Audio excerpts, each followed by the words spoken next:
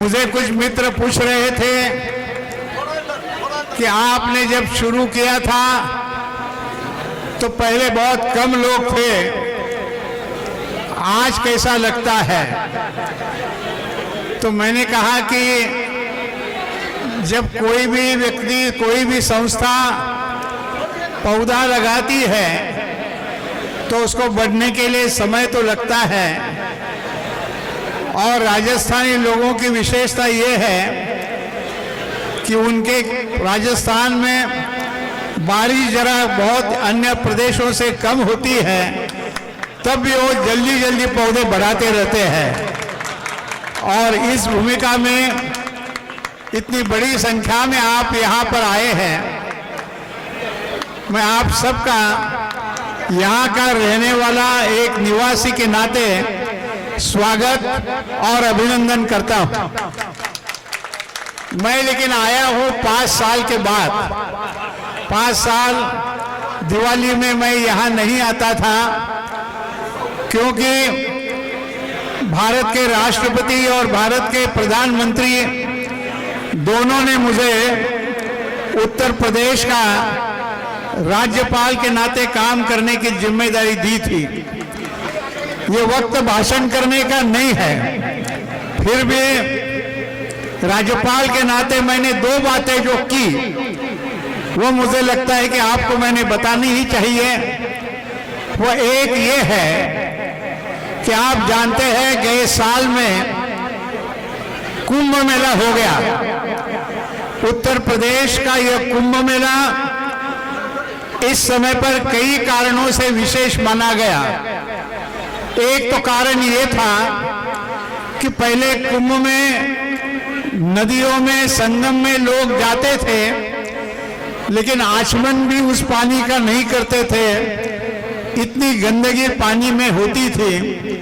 लेकिन इस समय पर ऐसी साफ सुथरी व्यवस्था नदियों के पानी में भी की गई थी कि लोग आनंद से आचमन ले रहे थे, स्नान भी कर रहे थे।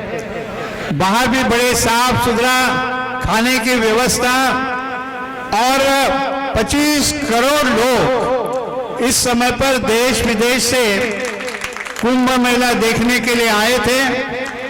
और दुनिया की यह विशेष धरोहर है, इस प्रकार से कुंभ मेला को मान्यता मिली है।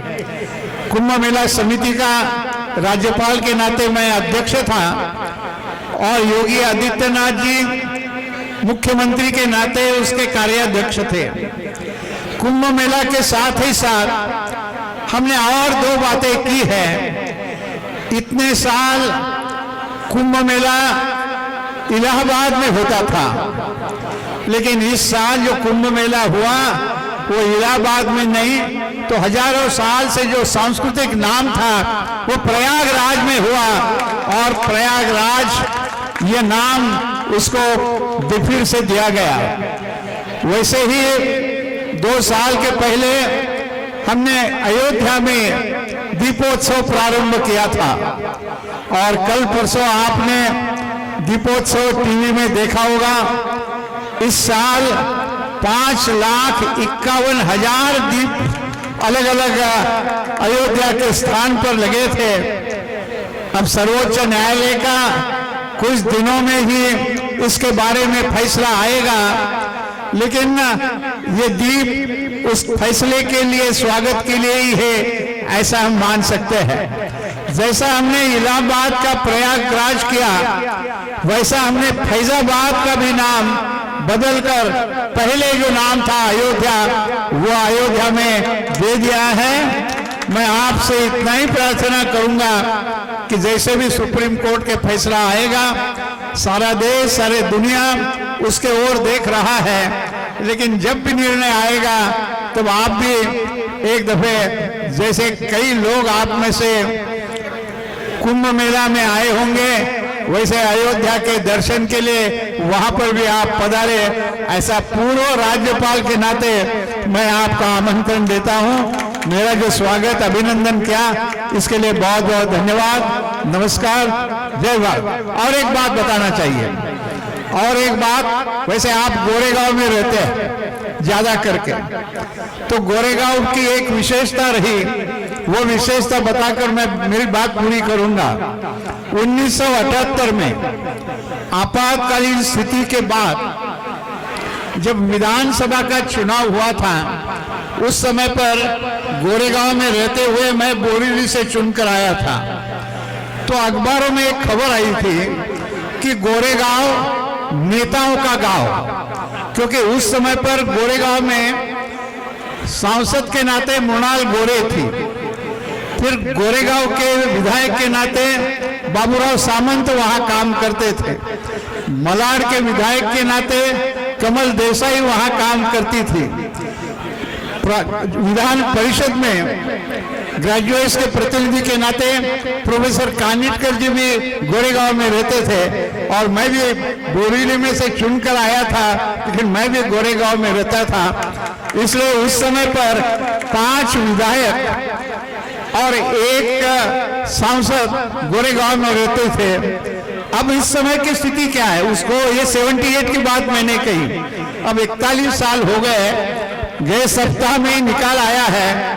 तो कितनी बोरीवली की शान क्या है मैं आपको बताता हूँ। एक तो मैं भी शान में इंक्लूड हूँ, मैं राज्यपाल रहा हूँ, विधायक भी रहा हूँ, सांसद भी रहा हूँ।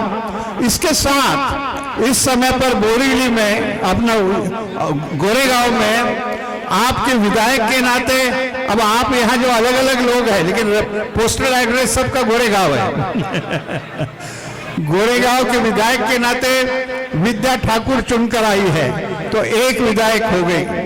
फिर दिंडोशी में से और 1 विधायक आया, चुनकर आया, वह सप्रे, वो भी गोरेगांव में ही रहता है।